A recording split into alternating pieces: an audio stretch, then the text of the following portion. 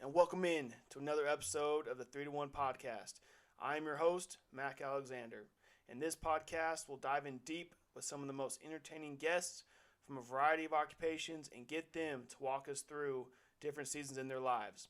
The name of this podcast comes from Ecclesiastes 3:1, which says, "For everything there's a season, a time for every activity under heaven." All of our guests have had many wins and losses, triumphs and trials, ups and downs. But all of these seasons have made them who they are and ultimately led them to be successful. Their stories will surely be entertaining as well as encouraging to all of you listening. I hope you enjoy the conversation.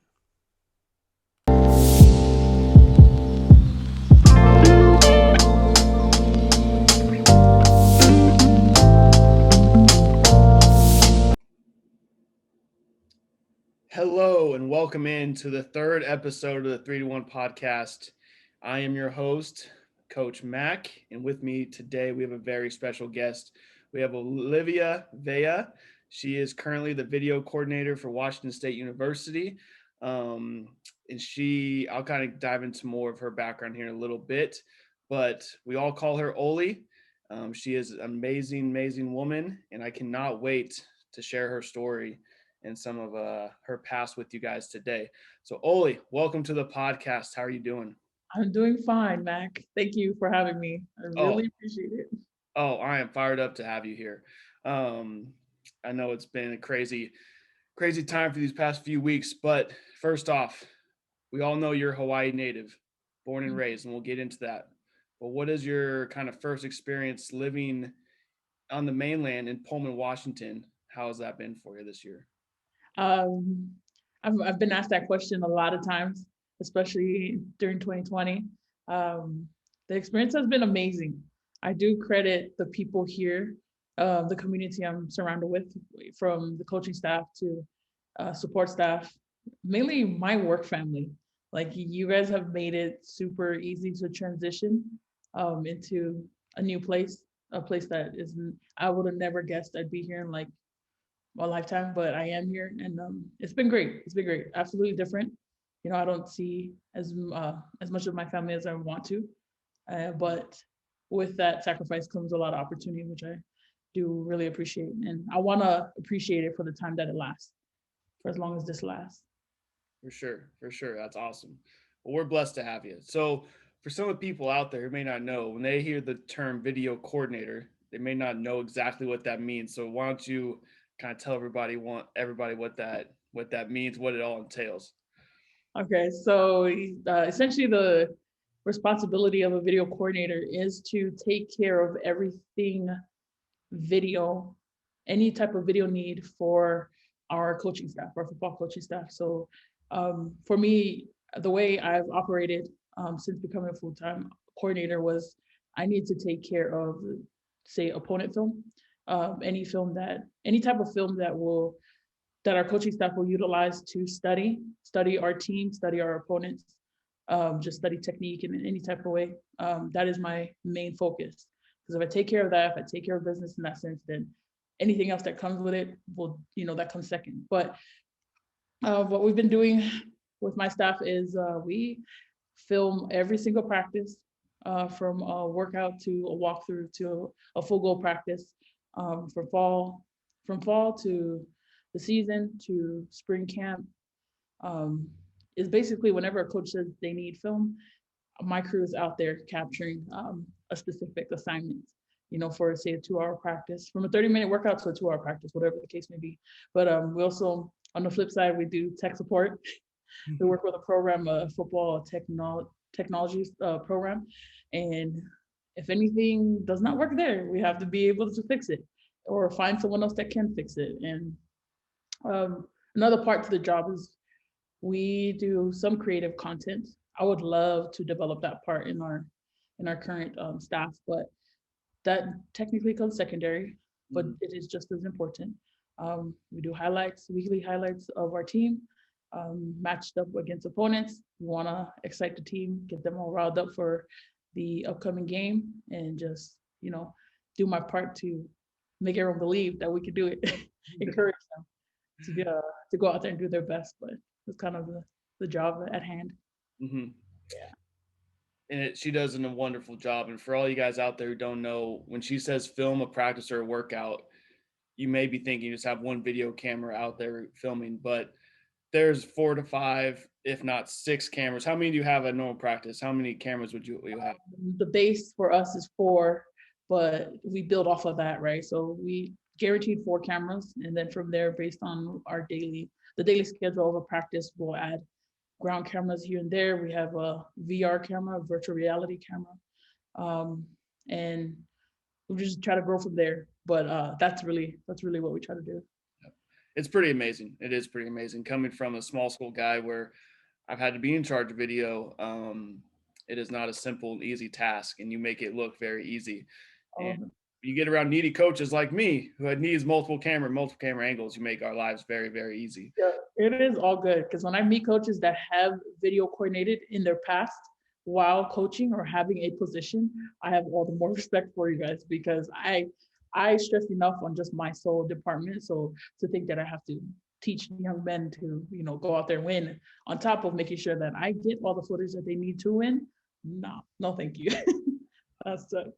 Well, we're happy to have you for sure. And you're doing a wonderful job, which we'll talk about multiple times, I'm assuming too. Okay, let's go back to your childhood. Born and raised on the island. Kind of take me through what that was like and growing up in Hawaii and all that. Yeah, that Hawaii, man. Yes, born and raised in Hawaii, Honolulu, Hawaii. That's, for those of you that don't know, that's the main island, Oahu. But yeah, born and raised there. My parents, they're from the island of Tonga, so that's in the South Pacific. They migrated to Hawaii. They met in Hawaii and got married there, which was great. Mm-hmm. And that started, Hawaii became home base for us, me and my siblings. I grew up in Kalihi. I'm very much proud of being from Kalihi. Yeah, so sorry, I'm just trying to think of like what I want to share from my childhood, but I grew up around a very loving family, no doubt. Very loving family, very supportive family. I have an interesting family structure. But yeah, I have to credit my family for just loving on me and my siblings for the time that we grew up there. Because that just laid the foundation for us to just, move forward and keep going. But yeah, Hawaii town, I'm from the city. So when you think of like paradise and whatnot, I definitely went to the beach here and there, but my beach or my upbringing at the beach was at Waikiki. And that's very much a tourist spot. But I remember the first time I went to the beach, that was amazing. And I learned over time that it was Waikiki. And I was like, that is nothing compared to what the island has to offer when you think of like North Shore and whatnot. So yeah, very much in the city, but surrounded by a loving family. And it's great. Waikiki. So that was the first beach you went to? Yeah, it really was. I just remember, I remember certain, of course, the beach looks different now from when I was like 2nd or 3rd grade, but we just pulled up, went into the water, and then I remember climbing on top of my cousin's back to jump off of it. I'm not a light girl, so when I remember those things, I'm like, geez, why and how? It was just a good time. So I love it. Waikiki, I've been to Waikiki. It's a little different. I mean, it's just a little different than the rest of, I've been to North Shore. My favorite beach on Oahu is Lanikai. Lanikai, yes, in Kailua.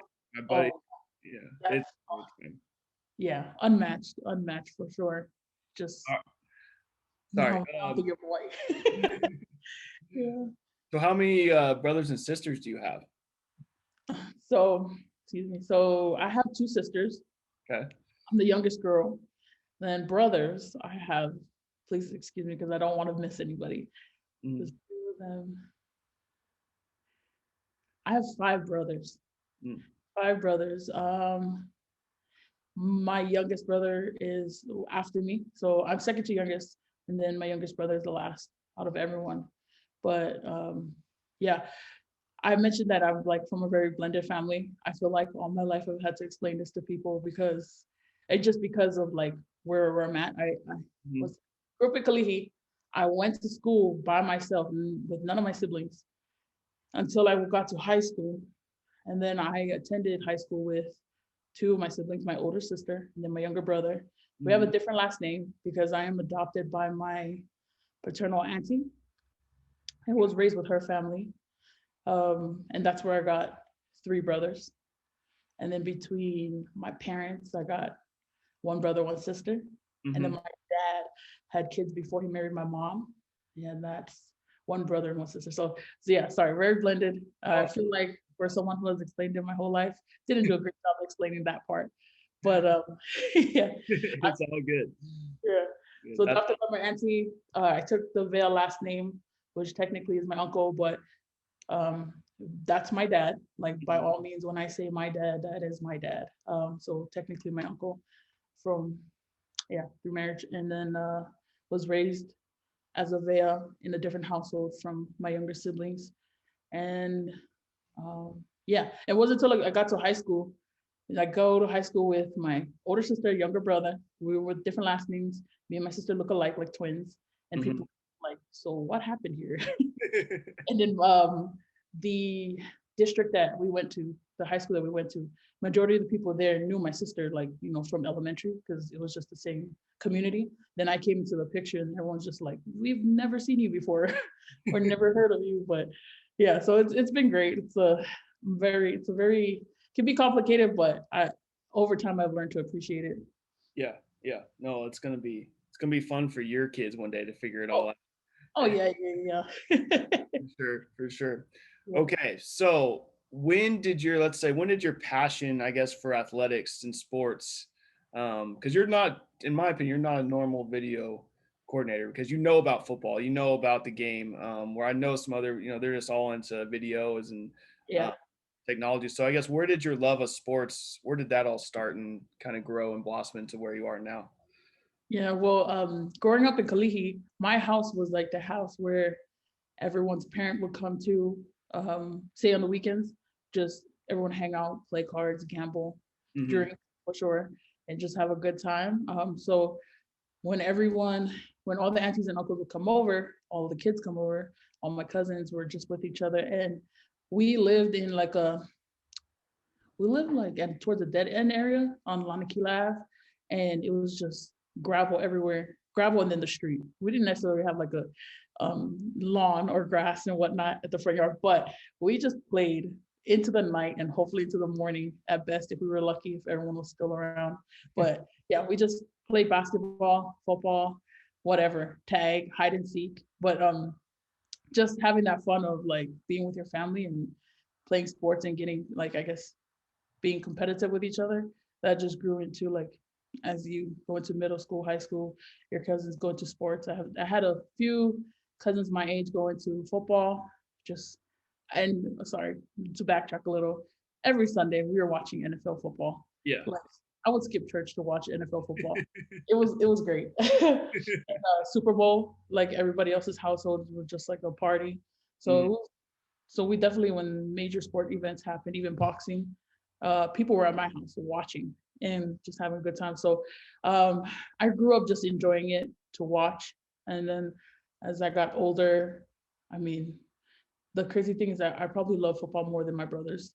Like, my younger brother he doesn't care for football. He likes UFC fighting, which is cool. I think it's cool and different as well. But yeah, just enjoyed watching football and sports, all types of sports. And then somehow, turning this into a career. Yeah.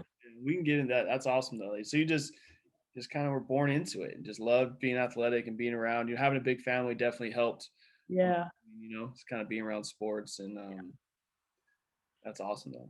That's great. So what about your love of film? Kind of being a video person, how did that all, when did that get started for you? To be honest, it was in high school. I never really cared for like a camera to create film, all that type of stuff. High school, we had like this history project. I think it was like a national history project. My junior year, me and two other classmates formed a group, participated in that project. It was like part of the curriculum. We did pretty well. We went like to the state level, and it was based on history. I think our topic was Martin Luther King. And went as far as state level. And had we passed or won states, we would have gone to Washington, D.C. and represented the state of Hawaii in that competition. And just that taste of success was insane. Like people were looking at us like, yo, you guys are doing it. Like, and just coming from our high school, which is Kabuki High School, like we felt like a small school that was just gaining some type of academic recognition. So just that little taste of success, and we had to produce a documentary. So that got me into editing. I was like, yeah, it was tough. Got into that, found success there, went into my senior year, had to participate in that same history competition. We didn't get as far, I believe, definitely didn't get as far, but we were just, at that point, we were trying different avenues of like producing film. And then when it was time to apply for college, I, by default, was like, oh, I want to major in business. And my history teacher was like, hello, you just had like these 2 years of success in producing film. You should try that out. And then from there, I flipped everything and was just like, oh, I want to be a film director. And I knew I didn't. I knew from deep down in my heart, Hollywood wasn't my goal, but I just that I had something that I had fun making, I guess, or fun, really, sorry, in the process of editing, I dislike it wholeheartedly. Dislike it, but in the end, when you see the final product, it's like, oh, it was worth it. Yeah. That is awesome. You still have that documentary that you edited something? I know it's somewhere. See, at that time we were producing DVDs, like had to burn it to a DVD. Oh yeah.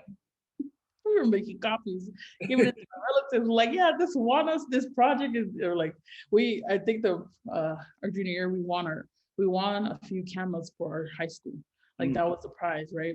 We'd get a little plaque. While on top of that, our school got like 2 cameras or 1 camera that year. I think by the end of it, by the time we graduated, we probably won like 3 cameras for our high school. It was pretty cool. That is pretty cool. That is awesome. How sometimes you just kind of fall into, what you want to do. Like I think that's really, really cool. So after high school, did you always want to go to University of Hawaii, or just kind of just fell into that too? So given my family structure, by the time I was in high school, my auntie that adopted me passed away. I was 13 at that time. My biological dad, right? He passed away when I was a sophomore in high school. By the time I was a senior, my older sister that's right above me, she's already a freshman at UH. And my family structure at that time, I moved back to my biological mom to live in the house with my mom. But and my dad/uncle, he's still alive. So I moved out of Kalihi, out of his house to go back to my mom. It was just a mutual thing. Over time, I believe it was the best thing. So I appreciate that too. But for my mom, she didn't want any of her kids to leave her.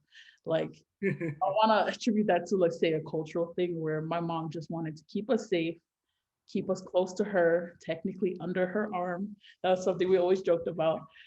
And given that my sister was already a freshman in UH and the path that she took to get into UH was very interesting, so I was like, I'm gonna do the same thing. I'll do that.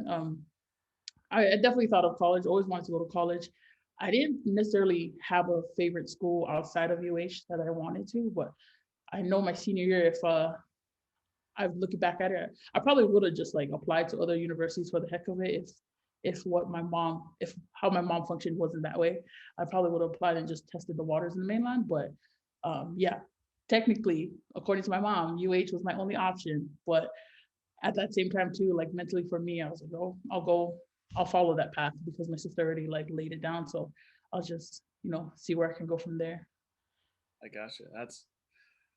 Yeah, I get it. Moms want you to stay close. I went to a school that was only 60 miles away from my hometown. And before all that, I was applying to schools that were thousands of miles away, and I got accepted into a few. Then all of a sudden this opportunity happened for me. I know my mom was fired up. And so my parents, I was close to home. So yeah. I get that part of it. Okay. So now you're in college. Are you studying video? Yes, I'm in college. I make it clear to my counselors that I want to major in film. But I remember that I decided to like focus on my, say, core credits for my freshman year. I feel like I had to enroll in the prerequisite film courses. Um, I had an opportunity to probably enroll in that my freshman year, but I remember like, nah, let me take a break from film because I feel like how exhausted I was from senior year of high school. I just needed a mental break from like um, going back into production. I feel like, Yeah. and yeah, well, I make it clear to my counselors like, hey, I'm majoring in film. Around that time, there was a producer. I I'm bad at names, but there was a guy who was from Hawaii. I think graduated from Ilani High School. He made a name for himself in Hollywood. Started producing.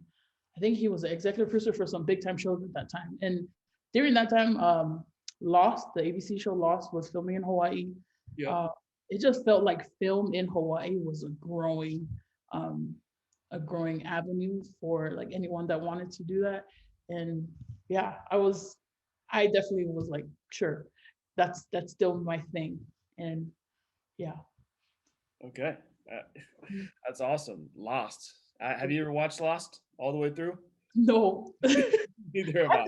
weird. Like I interned it with Hawaii Five O by my senior year of college. I've Uh-huh. probably only watched like maybe two episodes, two full episodes. I can't like, I don't know. It's a weird thing for me. I know it's Hawaii. Like you would think that, oh, this is Hawaii on a big show, on a big platform. Let's watch it. But I have no real yearning to do that.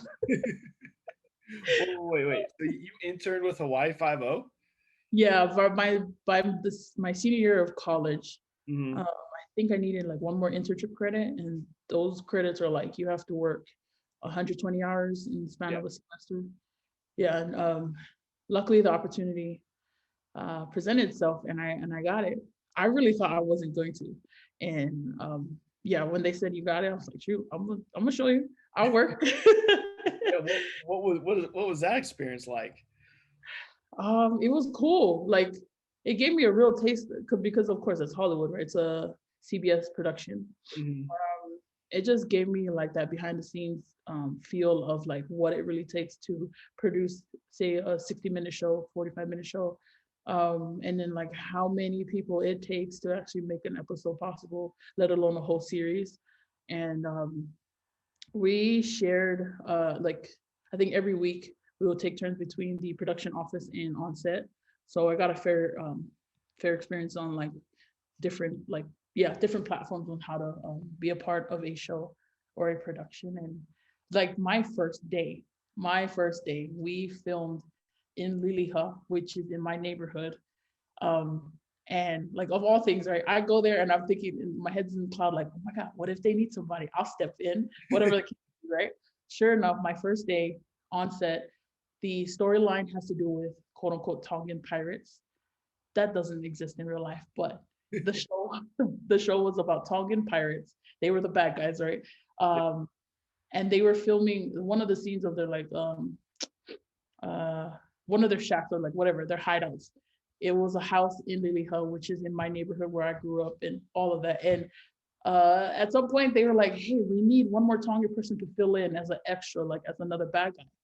But they needed a guy, not a female. But when I heard them yell it out, I looked around. I was like, oh my god, this might be like whatever I thought was gonna happen might happen. And instead of taking me, they took another guy, one of my classmates. It was cool. It was so cool. And sorry, another cool note: Nick Lachey Yeah. was 98 Degrees, hottest guy in the group. He was the co-star. I forget. I don't know what role he played in the whole episode, but we passed each other a few times, and I'm just like standing in my neighborhood working on a show for college for interning, like as an internship. It's a CBS show, Hollywood, like every my worlds were colliding. Let me just say that my worlds were colliding before my eyes, and it was cool, but it was a long day, and that was just the beginning of like showing me what it takes to be in that business, and I appreciated it. Oh yeah. Oh yeah. I bet that was awesome. But also I bet you learned a lot just on like the whole, you already put a lot of work into us with all the documentaries and going through school, but just how much more work it took to Yeah, produce that type of show, you know? And I bet yeah. it kind of helped create, you're already a very hard worker, but even more in kind of work ethic and everything. If anything, it gave me a headache of thinking of like if I wanted to produce a show, if I wanted to be that person that created a show, just like I want to say headache first of all, but I just, gave me more insight on like, hey, this is what it really takes Hmm. versus saying that's me and I want to be that. Yeah, yeah. That's awesome. That's awesome. Okay, so how did you get into football? Um, okay, football. I have to credit one of my classmates, my high school classmate. His name is Tim. He's still in film right now, but he's my classmate. We both kind of had like the same path of like getting into film in high school, but we went into UH together, went through the same college program, COP. Love that family. They gave us opportunity to get into UH and set us up right in our freshman year. But yeah, we both majored in film. Come our junior year, I think he applied for an internship to get onto Lost, and he didn't get it, but he got football, and he told me about it. I think he just messaged or texted me, and I was like envious and go, "Hey, can you get me into like this is so cool?" And mind you, this is like 2011. Yeah. The glory years of UH football was 2007 when Mm. Colt Brennan was QB, right, and June Jones was head coach. Like Yeah. we're still in that like dreamland of like, yo, the greatness. We're only like 4 years, 5 years removed from that. So for me, I just remembered Hawaii football like growing up too. So I was just like, yo, let me in. Like tell me how I can get in. So he gets the internship. He speaks to the coordinator at that time, Chris Williams. Uh Chris needed help, like he needed more people. So took me in. We both went through orientation with him. I filled out my paperwork to Tim and I both filled out our paperwork to get internship credit for this job opportunity. Yeah. At the start of fall, so we start fall camp. After our first practice, I'm exhausted because we are filming in the sun, Oh yeah. but I'm still with it. Like I'm like, this is cool. Like if I'm gonna get internship credit, I'm gonna do this. And my friend Tim bails on this, bails on this internship. He just like ducks out.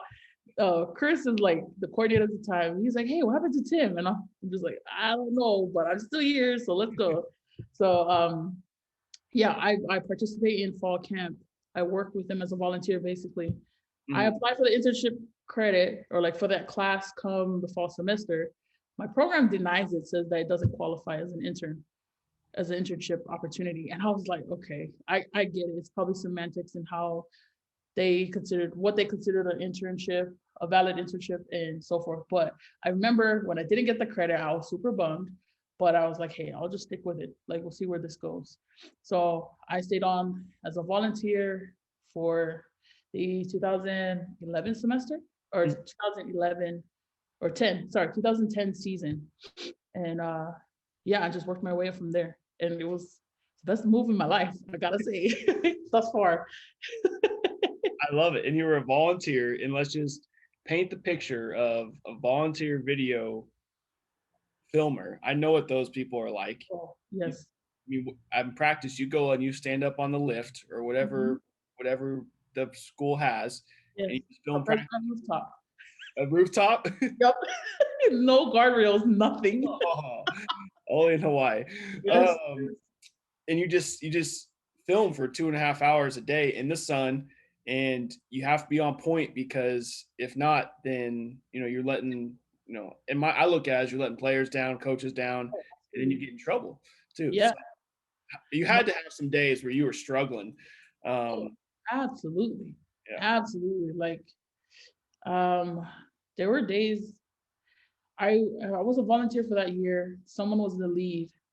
I was put at end zone, and end zone was the for me the easiest thing ever. I mean, according yeah, end zone to me is still the easiest responsibility. But for me, it was like that's when I started to sacrifice family time or like events or going out Yeah. for practice time and games and so forth. And games were still fun. They still are fun for me now. But I just remember on weekends where, like, looking back at the say like the 2010 season, me being a volunteer, like even though I was a volunteer and things came up on the weekend, I was like, sorry guys, I'm not available. I'm going to the game. Like I just took it that serious. Yeah. Yeah. Which And is now that I'm in this role, for me, like if anyone okay, up until now, I've been working with volunteers. Like my whole crew in Hawaii has been volunteers, built with volunteers. So I gave them the leniency of like, hey, if you're not available, you're not available. Like like, I won't hold you to it, right? And not that during that time Chris Williams was holding me to anything. No, he was just like, yeah, can you please be here? And if I was, I was, and if I wasn't, I wasn't. But I was there most of the time than not. Yeah. Yeah. And I remember waking up early mornings. Those were tough. When the weather was bad, raining and all that, that was tough. And then yeah, we've had some crazy stuff go down. Like, yeah, just thinking about it all. Yeah. But some people wouldn't last. Like, people definitely wouldn't last if you come in as a volunteer filmer. And even if you're paid, like, some people just wouldn't. Yeah, it's not for many. Yeah. It can be a rough life, especially as being a volunteer, not getting paid, going out there, you're behind the scenes. Yes. You don't get a lot of credit. No one notices when you're there, but when you're not there, everyone notices because there's no film. Yeah. Yes. So so you volunteered in 2010, and you just you loved it, fell in love with it, wanted to keep going. Yeah. Kind of take me through the next. I saw you got promoted to a GA. Yes. That's true. Oh my gosh. Yeah. So I got promoted to a GA in the 2012 season. At Okay. that time, Coach Norm Child got hired. I want to say in January. I could be completely wrong about the dates, but it was right before signing day. So yeah, towards the end of January, early February, Norm Child was hired, or at least he was in office by then. But um, by 2011, what was I? I know I was a postgraduate intern, something like that. I got credit to take classes, and I was always planning to go into a master's program, so things were working out. But Yeah. by 2012, when Norm Child staff came in, at that time, there wasn't a video coordinator, a full-time coordinator in position to at least help with the transition. Chris had something going on, but technically at that time, I was the only video person on campus and in the building able to help. And I still consider myself a student. Uh, I had just finished I just finished my undergrad degree. I was taking classes. All the classes I were taking were intentionally for a master's program, like a prerequisite and all that. But yeah, the transition happened. I was the only video person there. For coaches that were leaving and coaches that were coming, I learned the exos. I had to learn the necessity of the exos just to get these coaches in and out of the building, whether they were leaving on to other schools and coaches that were coming in and trying to get, hit the ground running. And I remember after signing day, I produced like the signing day video for our booster club dinner at, the night of signing day. And after we played it, Coach Child showed me a lot of love. He was just like, hey, I just want to say thank you to Oli. And at that time, everyone was like, where's Oli? Who's Oli? And I'm like, hi, I'm here. Like, no one knew me. And that was totally fine. I didn't need anyone to know me. I didn't even need credit. I was just like, at the end of it, I was so happy that I got done with the video. But Coach Child just looked at me. He's like, Oli, please just hang on with us. Don't worry, I'll take care of you. And at that time, I didn't intend to apply for the full-time position. The thought crossed my mind. But then again, getting my master's was priority at that time. Mm-hmm. And yeah, when he just mentioned to me, like, hang on, he'll see what he can do for me, I was like, shoot, I'm with it. Like, I'm still home with my family. I got my degree. I got that chapter of my life out of the way. So I was very open to like what came about. And then sure enough, I got the GA position. Probably by mid-spring. I remember processing paper to get that, make it official. And it was cool. Super cool. That is cool. And for all you who don't understand, when a staff changes and new people come into a new staff, they all bring film with them, and they want their film uploaded into a system that we call Exos. Mm-hmm. And the coaches who are leaving want their film downloaded so that they can take it with them to their new job. And it is a process. And so Ola put a lot of work into that. I can guarantee you that right now. Yeah. I was telling coaches are needy sometimes. I was telling coaches like what to buy. I was like, hey, I think you need to buy this external hard drive.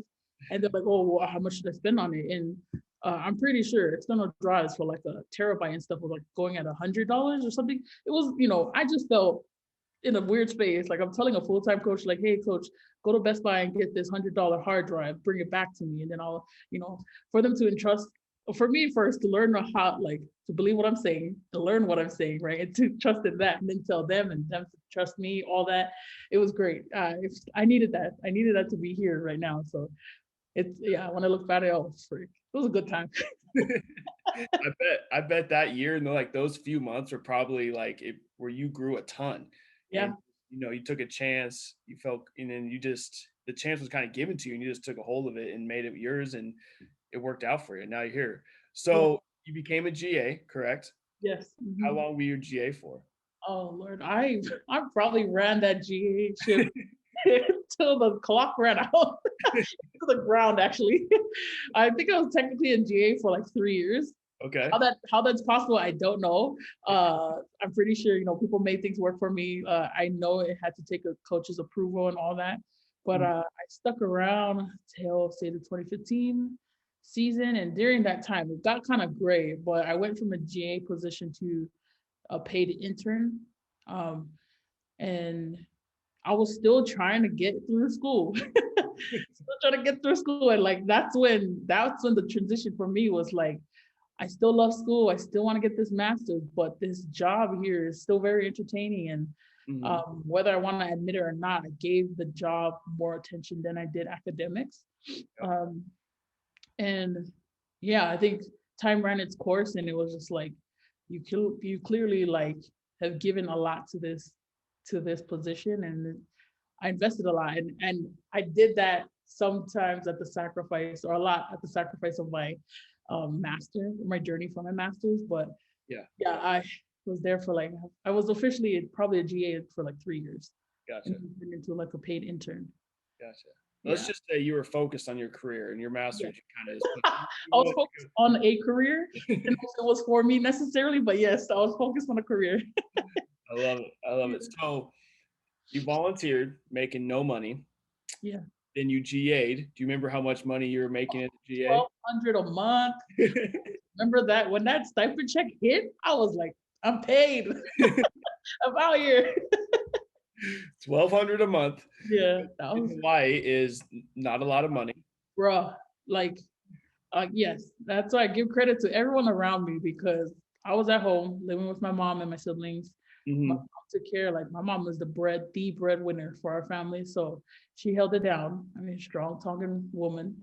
She held it down for us. And she gave, like, honestly, she did everything that she was doing, gave me and my siblings the opportunity to do whatever we wanted, like essentially whatever. And for me, that whatever was like spend time with football, like become a GA, make that much for a month and struggle for that much for however long, for 3 years, She that sounds horrible, but she gave us that chance to like go No, through that struggle versus like whether she forced, I mean, over forcing us to like, hey, get a job and help support this household, or hey, don't believe in that because that's X, Y, and Z. That's not going to get you anywhere. But she didn't do that. She just let us be, yeah, and no. I think that is awesome. This is gonna be something that you're gonna do. It's hard.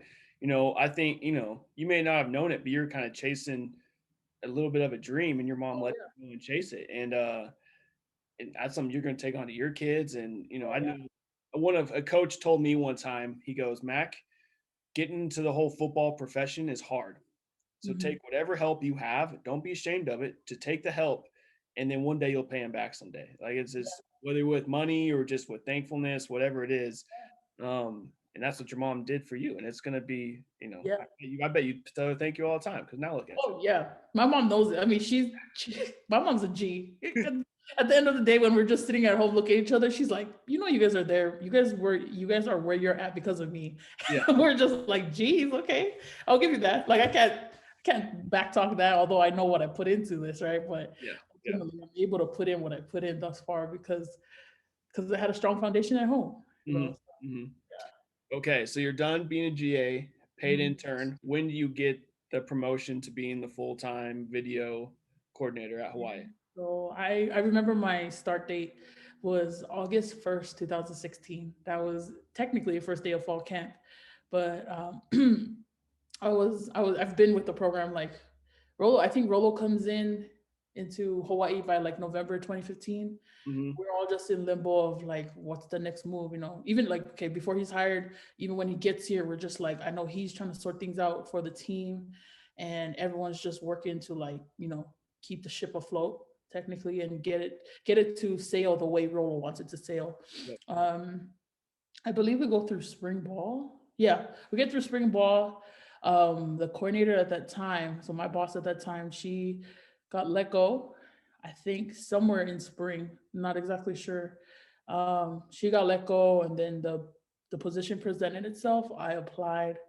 I was just like, yo, if this ain't a sign, or if this ain't an opportunity that I take, then whatever happens afterwards, like it's on me. You know what I mean? It's like I can't blame nobody else, you know. And I just found peace in that, in taking that risk and applying, and I did it. And thankfully, and I'm very appreciative of Rollo taking that chance on me, because the cool thing was in 2010, Rollo was the OC in Hawaii at UH while I was working there as a student.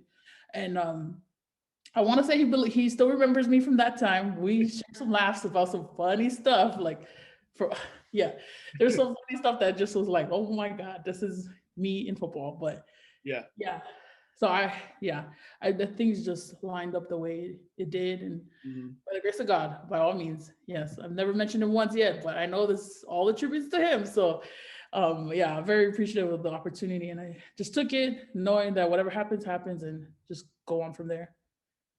I love it. I mean, do you remember? So you remember your start date? Do you Yes. remember that it's a big thing sometimes, and you go from being a GA to a full time spot?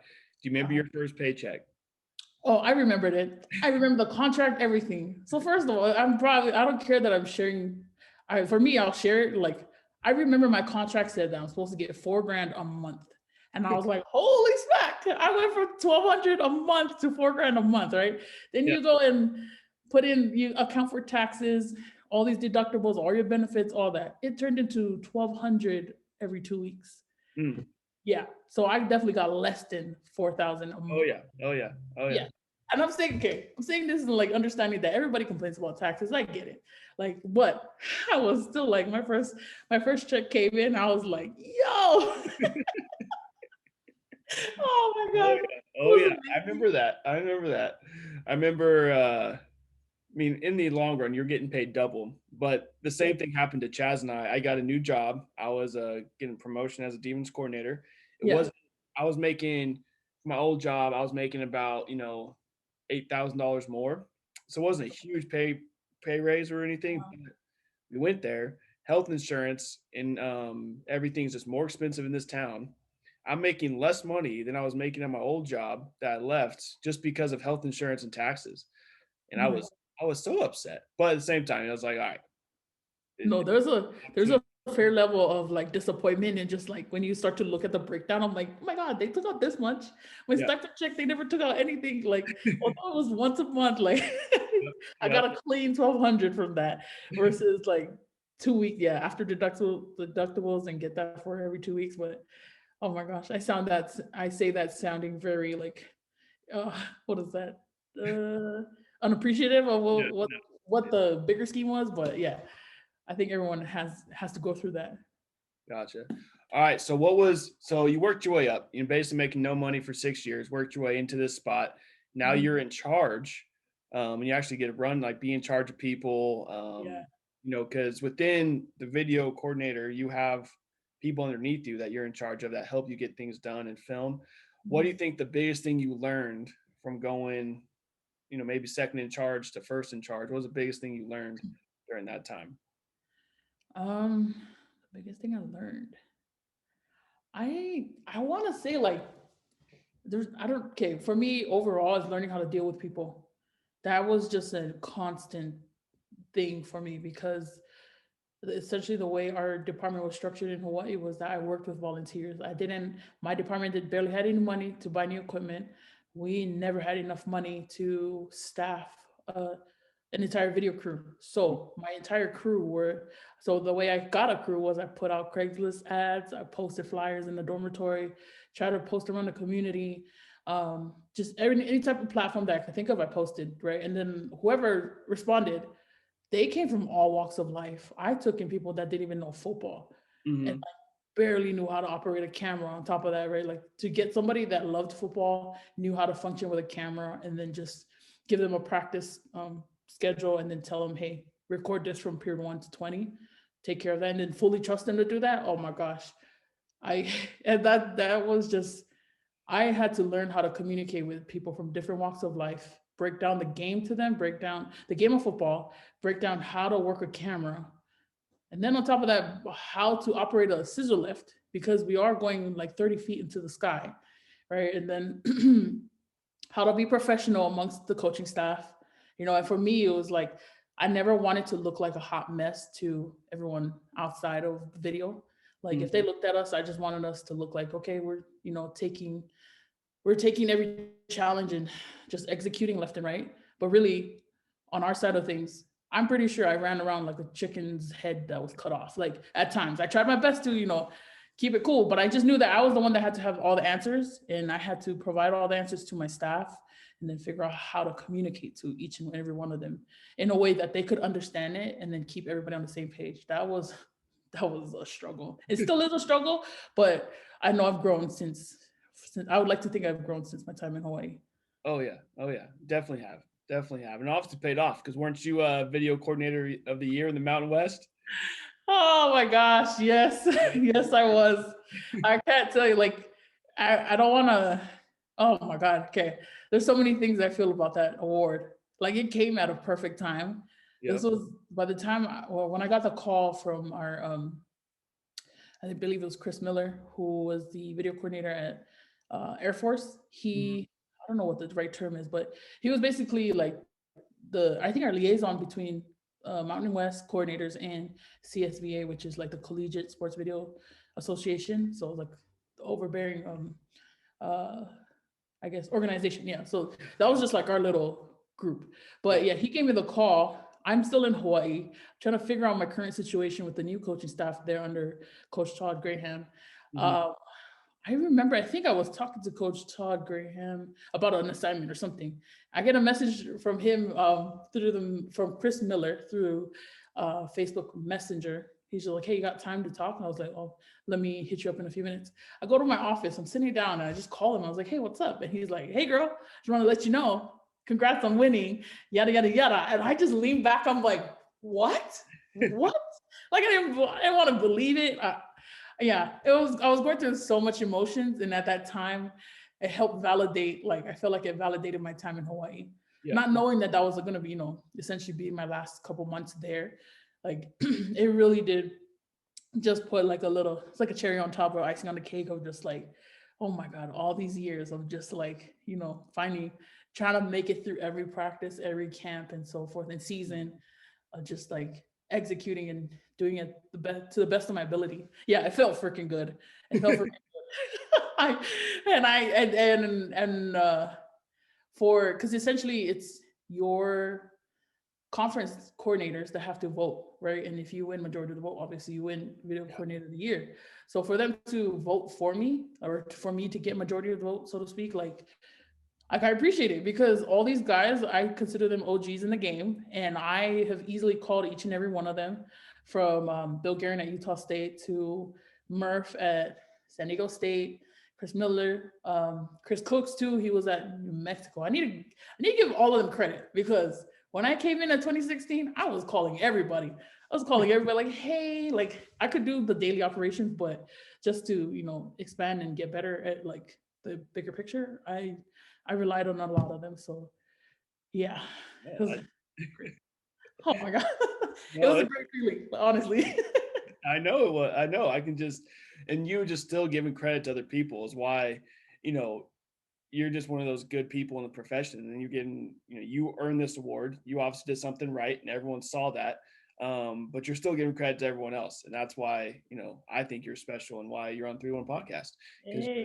But oh Lord, that was awesome, Olivia. And I was fired up, and I just remember when I first got this job, I just remember just saying how we just, in our old video coordinator left, and I just remember Coach Goby is talking about how awesome you are, how you need to get here. And I didn't know how it was going to happen, and COVID happened and all that stuff. Then I know you're here.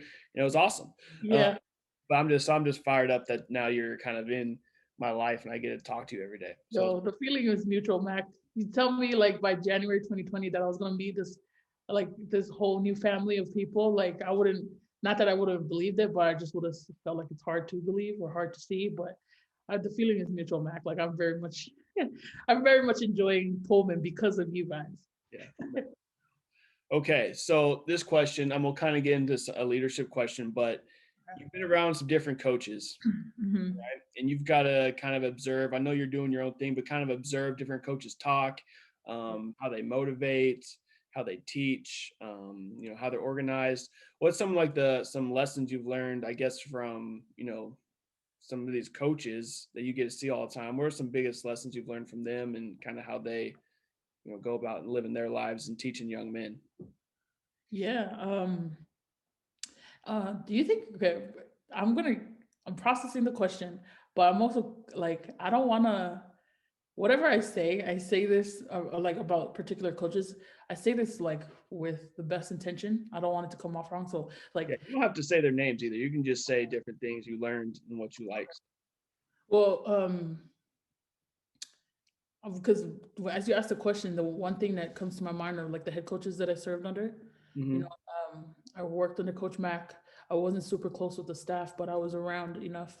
And then I went on to Coach Chow, then Rolo, and then for a little bit under Todd Graham.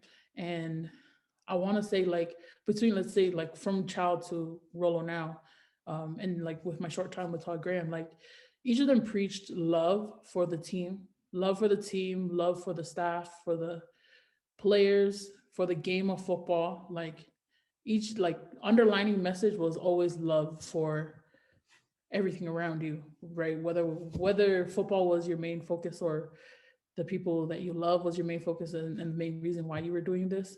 Like they all preached love, but they preached it different ways, right? Mhm.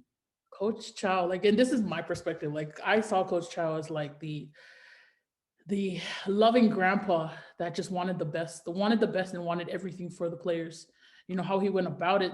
He was he definitely had a level of discipline to him that I want to say was like quote unquote old school. And I'm saying this beyond how he functioned because it was just how the staff functioned in general. Like GAs, our GAs used to sleep in the office because of the amount of work they did. Like Mhm. they had their little beds rolled up under the table just because they just knew this work was like too much. They had to stay there. Then comes Rolo and again, he preached love. And it was like that fun type of love where it was like, guys, you gotta love the game of football to, last in this business. And um, he was also very honest on like what you have to sacrifice to be successful in this game, whether you're a coach or a player. But he made the game for me like, or at least from how I saw it, like it was a more playful, young, fun type of vibe, but still with the importance and emphasis on love. Yep. Um, and then Todd Graham was just, it was tough. It was tough. Like his message and his message about discipline and toughness and whatnot, it was an everyday thing, no doubt, everyday thing. And Yep. Yep. um, yeah, and like for him, it was just like okay. The one thing I remember from Todd Graham, which made me like want to reflect on myself, was just I want. He was telling her stuff like, "I want your best. I want your best." Um, and sometimes your best might not even be good enough. Like, but he said it, with more passion, with way more conviction. What is the word? Conviction. Conviction, yes. Yep. Yeah. And he said, yeah, way more passion, way more conviction. And of course, he's lived it for me, from what I understood, he's lived by these models for like years, right? So he understood it for himself. But like that just told me, like, it just told me, like, yo, you should do your best every day. It was just a reminder, especially after 4 years being full time and then, X amount of years just coming up in the business.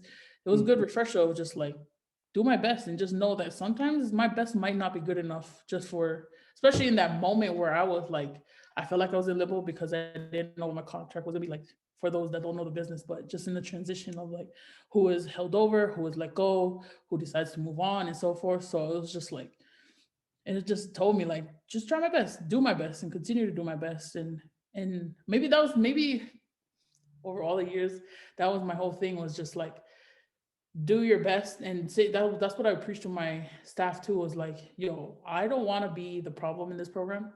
Like when we lose, I don't know, I've said this all the time to my staff. It was like I've been in some of the like the dark years of Hawaii football, right? And then Yep. when Rolo came around, we won, went to like 3 bowl games, won 2 rings. Like I got that taste of winning. And I was just like, I don't want to ever lose, Mhm. But in the time that we did lose, whether it was with Rolo or Coach Mac or Coach Chow, it was just like, I want to be confident in the fact that my department did all that we could to help the team win.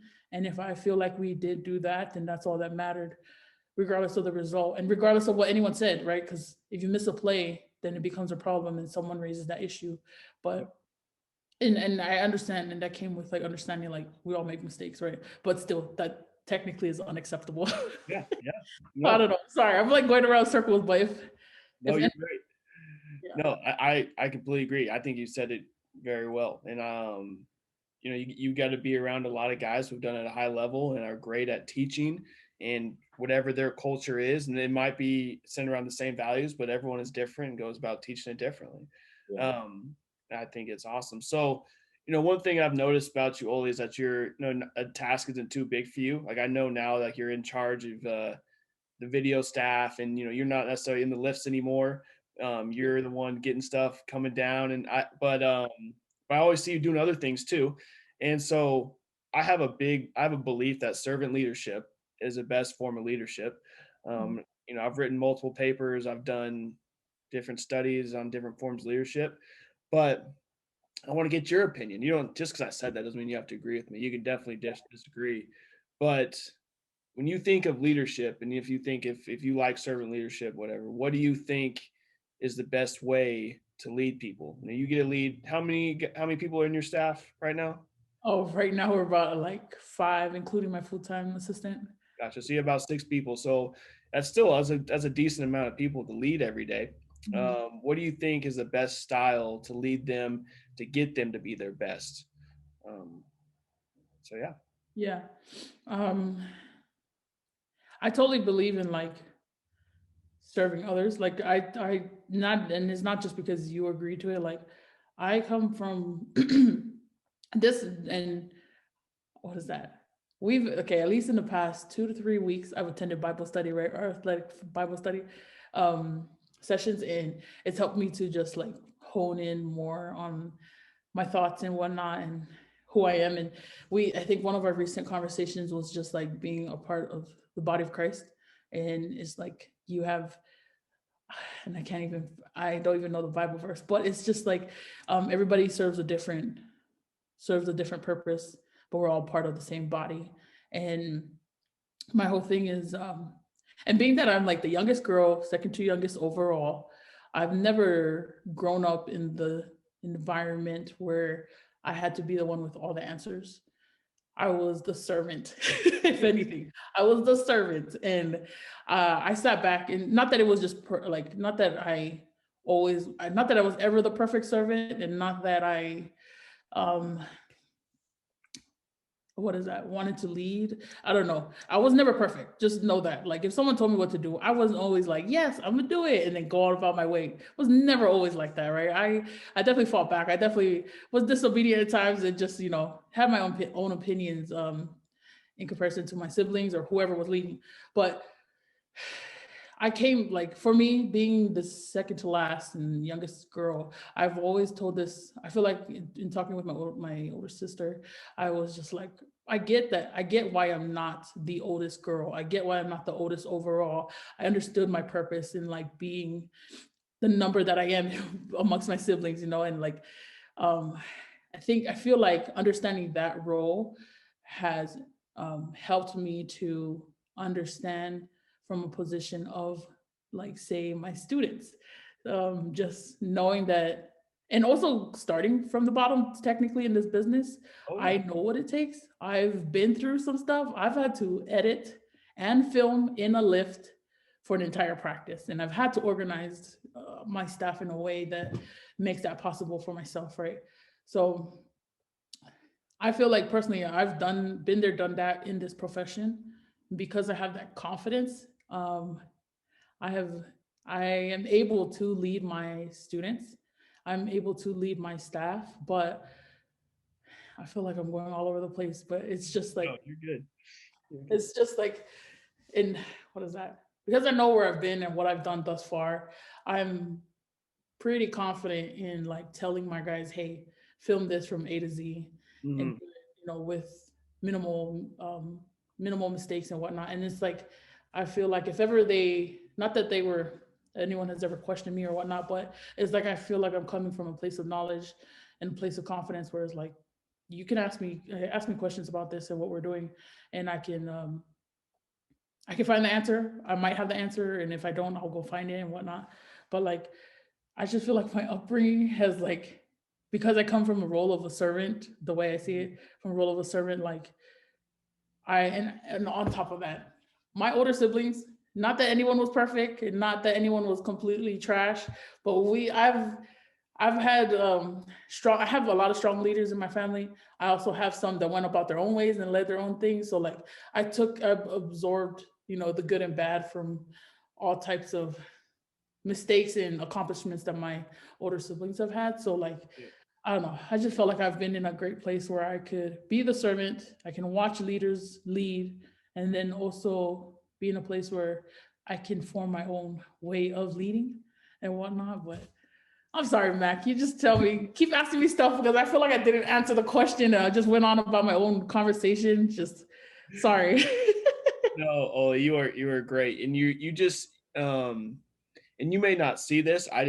I can see it. Just you have knowledge, and that's definitely going to help. But your people are so willing to do stuff, but it's because of the way you care about them and the way you treat them, and that's your way of serving them. And just from my little brief of time of how I've got to observe you, you're very gentle in the way, like if someone needs to be talking to, they did something wrong, you're very gentle in the way you say it, but you're stern at the same time, which I think is a gift. That's how my wife is to me a lot. So, um, You but know, it's funny. I think sometimes I think of how I was as a servant. if I got a if I got a stern talking to from a leader, or I think of ways of like, I wish someone would have I guess communicated with me in a better form or better way. And I'm just like, I'm gonna take that and I'm gonna take that, I'm gonna do that and not repeat, stuff that I disagree with or experience coming up. for sure, for sure. Okay, I've taken a lot of your time, so this is my last question. Hopefully, unless you spark something else in my mind, but so, Oli, you've kind of taken a journey to get to where you're at now. You're making good money, I believe, from what I know. But it started off, you were a volunteer, kind of worked your way into this profession, didn't make any money for a while. You were young. You've taken a few risks. I know there's been ups and downs in your career. I know, especially when coaches change and it turns over, you don't know where you're at. There's a lot of uncertainty, but everything you've done has happened because God has a plan, but there's been a reason and all the time and effort you put into it, right? But what advice would you have looking back at your younger self or just someone young who's trying to chase their dreams? What advice would you give them? Oh, I think of this question. I a lot of times I'm like, or at least I've noticed lately, it was just like trying not to be cliche, but really, I mean, even if I'm not trying to be cliche, I don't want to be concerned about being cliche. That's what I'm trying to say.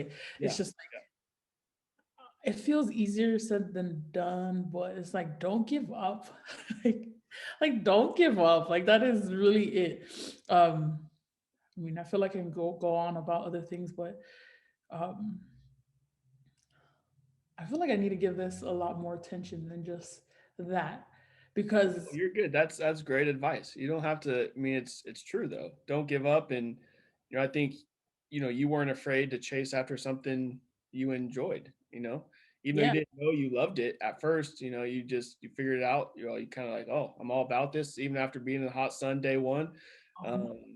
I've had some bad sunburn stories. Like oh, I bet. that's why I'm long sleeve gang all the way. But yes. Yeah, for But sure. yeah, I mean like I think as you're talking, I'm thinking of like how you say like being different. If Hmm. any, yeah, it's like don't get like I not that I want to say lead with being different, but it's just like lead in the like go in the path that you want to go in, and if it is different, don't be afraid. Like don't be afraid that it is different, because what I did was different too. Like it's not like I had another Tongan that was in this business, is particularly in video coordinating, right? Hmm. That I was just like, oh, I want to be like that person, and and let alone another video coordinator that I wanted to follow, a coordinator's path that I wanted to follow. It was just like, I don't know where this will take me. I don't know these waters. But it's like you just go in the path that you want to go in, and just like ultimately, yeah, don't give up. But it's like if you find yourself in different waters, don't be afraid. Like don't be afraid and just go with it. Just go with it. Because in the end of the day, if it doesn't work out, it's like at least you can say that you tried. Mm-hmm. That you Mm-hmm. tried, and it's if you never gave up, then shoot, it's nobody's business to feel any type of way about you. For sure. Great advice. It's great advice. And be different. You know, we were talking about that before we came on the air, and I truly, truly believe in it. So, um, well, all right, Oli. Well, I appreciate it. I've taken enough of your time. I Um, appreciate you and your time, man. Like, thank you for giving me this. yeah, Oh my god. you are awesome, and there's a reason why I wanted you on this, because I think you have a great story just about where you came from, your family, growing up, how you fell into this profession and into film in general, and then the journey you've taken to get to where you're at. Now you're a Pac-12 video coordinator, and that's pretty awesome. No matter if people don't know what that is, you still have Pac-12 video coordinator on your resume. That's pretty awesome, and Yeah, I um, appreciate that, man. I think you do a lot of great things, and a bunch of video coordinators out there do a lot of great things that go unnoticed that make a football program run. And really, I think you guys are the reason why football programs can run. And honestly, I always think about this when you're recruiting kids. If you're a high school filmer out there, don't take it seriously, because every time a reason a kid gets recruited is because of his film, and someone's behind that camera filming him play. And so I think it's very, very important, or a lot of these kids wouldn't be playing college football. So Yeah, yeah, absolutely. so that's how I always think about it too. And just it's all this stuff. It's just, and you guys do an amazing job, and make our lives very, very easy. So again, I appreciate you, Oli. I'm very thankful I get to hang out with you, and you teach me stuff every day.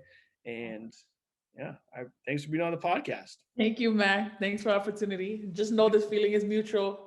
Very much appreciative of you, and thank you to 3-1 Podcast.